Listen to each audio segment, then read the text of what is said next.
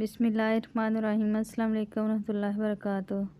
حضرت سیدہ انس رضی اللہ تعالی عنہا سے مروی ہے، رجب میں ایک رات ہے اور اس میں نیک عمل کرنے کے لیے 100 برس کی نیکیوں کا ثواب لکھا جاتا ہے، اور وہ رجب کی 27ویں شب ہے، اور جو اس میں 12 رکعتیں اس طرح پڑھے گا کہ ہر رکعت میں سورہ فاتحہ اور کوئی سی ایک سورت، اور ہر 2 رکعت پر اتحیات پڑھے، اور 12 پوری ہونے پر سلام پھیرے۔ اس کے بعد 100 بار سبحان اللہ والحمد للہ ولا الہ الا اللہ واللہ اکبر پڑھے، 100 بار استغفار اور 100 بار درود شریف پڑھے، اور اپنی دنیا آخرت سے متعلق جس چیز کی چاہے دعا مانگے، اور وہ صبح کو روزہ رکھے تو اللہ پاک اس کی سب دعائیں قبول فرمائیں گے سوائے اس دعا کے جو گناہوں کے لیے ہو۔